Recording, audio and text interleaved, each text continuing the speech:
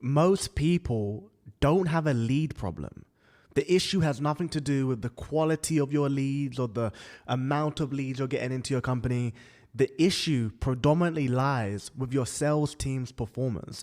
No one really talks about this. There's not a lot of information online on how to build a high-performing sales team and how to actually differentiate between A player talent, B player talent, be able to attract that talent into your organization, what metrics to actually look at to really drive sales team performance, and what systems and what structure you need to actually have in place within your company to really just boost and bolster sales team performance. Not a lot of people talk about this, but I've managed to do over $50 million in client revenue through predominantly building out sales teams for our clients in a done-for-you fashion. After we build out the sales team, we manage the sales team, we coach them, we build out the internal infrastructure, and then we actually manage that infrastructure. So I know a thing or two when it comes to actually being able to build highly scalable, highly profitable sales teams. And in this video, I want to give you 3 things that you can implement into your business, into your sales team right now to bring in more revenue than you're currently doing at the moment. So without any further ado, let's jump into the video. Number 1, you want to build your sales team off of meritocracy and not equality. You cannot treat all closers equally. And I can sometimes get a little bit of flack for this, but let me explain.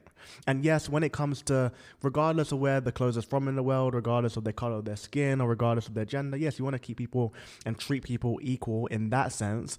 But what I'm saying is that when it comes to priority, you want to prioritize your best closers. If you was to use inversion, for example, and ask yourself, how could I make the least amount of money with my sales team? So you try to do the opposite of building a really high-performing sales team.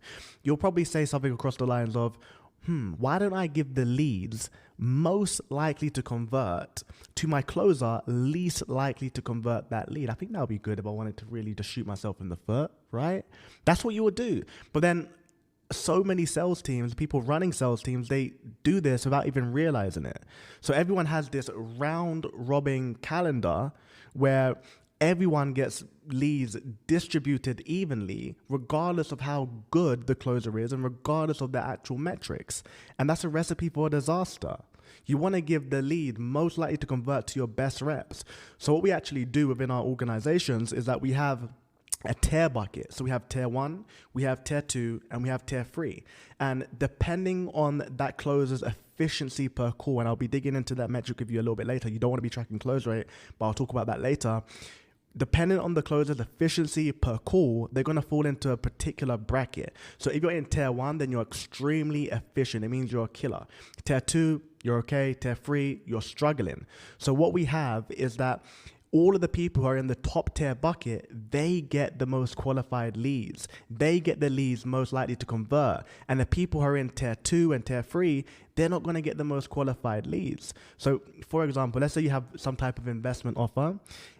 The way you can actually go about giving the best leads to the best closers is to, when you're using your type form or whatever type of form you use, you can actually put conditional logic within the form so that after someone fills out the survey, the most qualified leads will go to a certain calendar that only has the killers on it.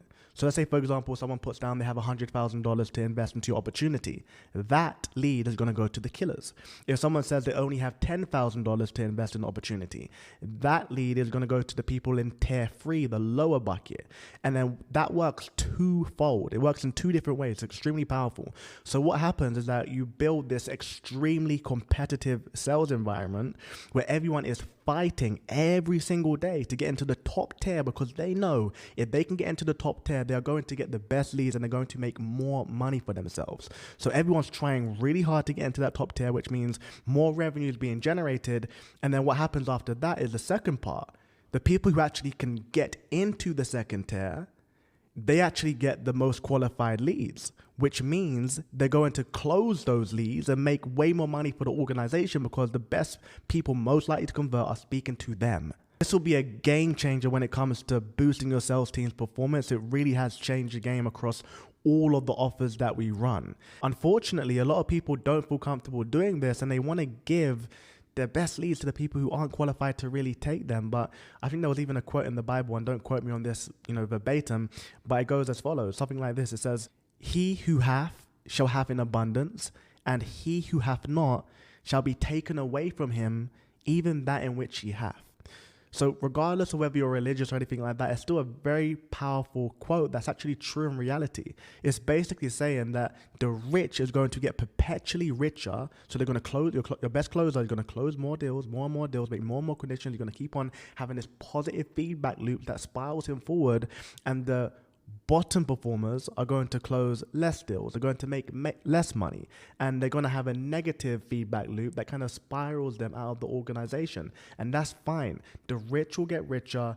The poor will get poorer. The best closers will go to a higher and higher level within your organization, and the ones who don't perform will get funneled out. And if you're not religious and you want to look at it from like a Darwinian lens, for example, it's basically saying the survival of the fittest, the species that can best evolve to its environment and best perform in that given environment is going to have a better time and is going to be able to actually thrive within that ecosystem. So regardless of how you want to look at it, that is the way you have to really go about building a sales team. You want to build it off of meritocracy and not equality.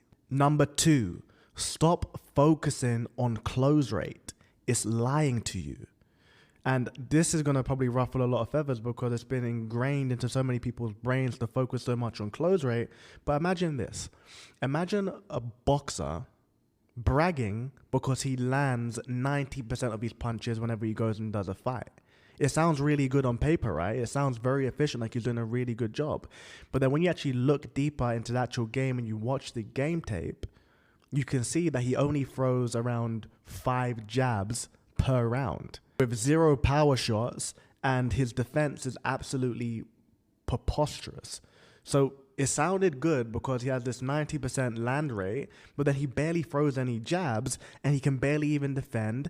And then when you compare that to another boxer who, let's say, only has a 35% land rate, so whenever he makes a punch, they only land 35% of the time as opposed to the 90%, even though his contact rate is way lower than the guy who lands 90% of the time, what if he throws all of these different combinations, he controls the ring, and he wins the fight by knockout?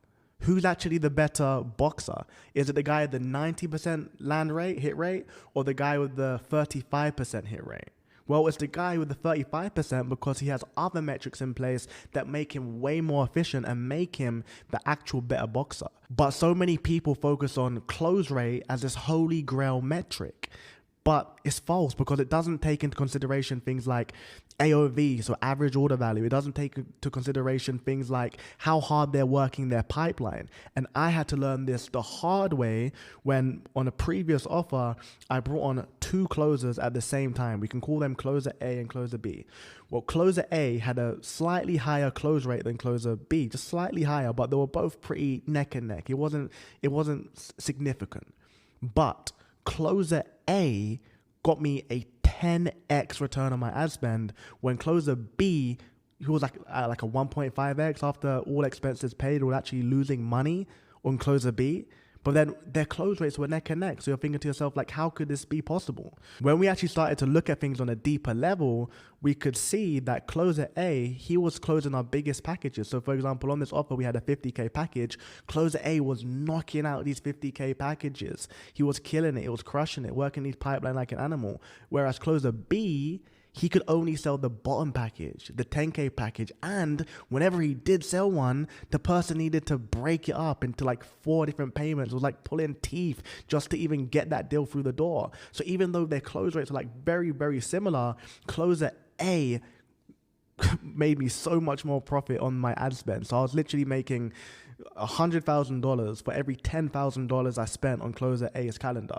Whereas closer B, I spent $10,000 on his calendar. After everything was paid, there was nothing to even eat. no profit. It was terrible. But then so many people don't look at things from the return on ad spend element, and they focus so much on things just like close rate. But I'm warning you, close rate can be very, very misleading. You want to focus on people's efficiency per call. And I actually made a video where I break down how to track efficiency per call. It's on my channel, so definitely check that one out. We'll go into more details on the mathematical equation on how to actually track it and how to structure it and how to get your team on board of it. But when you actually do implement this, it will change the game for you. It really does. So the people who actually have the highest efficiency per call, going back to point number one, they're going to get the most qualified leads. And when you actually do this, something really quite beautiful happens. All of the A players within your organization, they absolutely love it. One of my guys on our team, after I told him I was going to implement this, he was like, Melik, freaking hell, you should have did this ages ago. Now we're able to see like who the real big dogs are, who the real killers are. I work my pipeline like an animal. I ain't gonna say anything to you, Melik, but some of these guys, I see them with their pipeline and they're not trying to really squeeze all of the juice out of it to be as profitable as possible and get the most return on your spend. I see what's going on over there. So now you're gonna see who the real big dogs are. So I absolutely love this and I'm down for this. And he was like so pumped. He couldn't get over it. It was like he just loved the metric so much because he knew that he works his pipeline like an animal. He knows that he likes to upsell people. He knows that he goes after the biggest packages, and he knew because he is an A player that he will get rewarded for this change in our company structure. But then you'll see the B players, the C players, with the example I gave you of closer A and closer B. Closer B, when I brought this up to him, he didn't like it one bit. I was like, dude, as you can see, this guy's name over here is, I know your close rates are very similar, but he is getting me a 10x return on my ad spend. Like with us, we're not with you, we're not making any like profit. And then he just couldn't get out of his mind. He was so fixated on the close rate that we eventually had to, part ways with him because he just wasn't the culture fit, and he didn't like the fact that the best leads were going to go to the best people who can actually convert them, and that because of his efficiency per call being so low, he wasn't going to fall into that bracket, and that's fine. So you're going to be attracting more and more of the people who fit into that A player bracket, and you're going to attract the people who want to be rewarded off of their ability to actually perform at an extremely high level. Number 3, you want to coach like a surgeon and not like a motivational speaker. This is extremely important. So if you look at, for example, a swordsmith, right? So someone who makes swords. When they're building a sword, they don't try to chip away at every single imperfection when they're building the sword. They actually take it one step at a time. So they might look for a bend in the sword. They might look for a dull edge, and they just take it one by one, and they work on one imperfection at a time, and after they do that, they eventually sharpen the sword and they make a very, very amazing sword, right? And the way a swordsmith sharpens his sword is the same way you want to sharpen your sales rep sword and their closing abilities. So you want to focus on one imperfection at a time. What so many new sales managers do is that they want to focus on so many different elements of what can potentially improve the rep's close rate, and they want to do it all in one go. They want to be this motivational speaker that comes onto the call reviews with their notepad, and they want to be able to really say all this cool stuff that makes them look so clever. But all of that makes them look so clever and makes them look like they know what they're talking about, it doesn't actually help the closer, because when you give a closer so many things to actually work on, they don't manage to actually improve any of it. If you really want your closers to be able to sharpen their sword, the same way a swordsmith works on one imperfection at a time, you want to do the same thing. You want to look at all of the different variables that are affecting your rep's close rate, and then you need to have the discretion to focus on the one thing, the one needle mover that is going to yield the biggest performance increase for that rep. And then you want to work from the top of the list, and you want to go all the way down to the bottom. That is the best way to actually coach your reps and get the best out of them.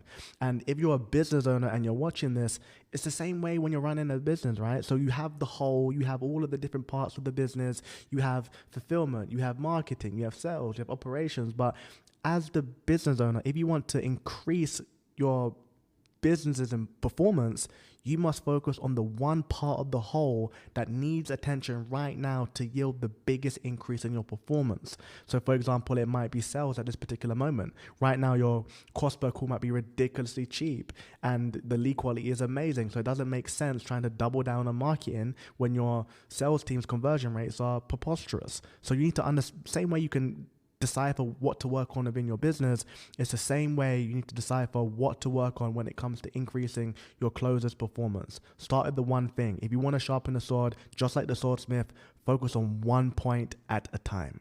And that's it for this video, guys. So if you found this helpful, then just like and subscribe to my channel and I'll make more videos like this. If there's a particular video you'd like to see me make, then just comment it in the comments as well and I can definitely get that made. And if you do truly implement this into it, like these are all things that I have failed on in the past and I learned and I've implemented them and I've seen a dramatic increase in my performance. If you do implement this, I guarantee you'll make a lot more than you're currently making right now. And again, comment down below with a video you'd like to see me make in the future. And again, like and subscribe and I'll see you in the next one. See you later.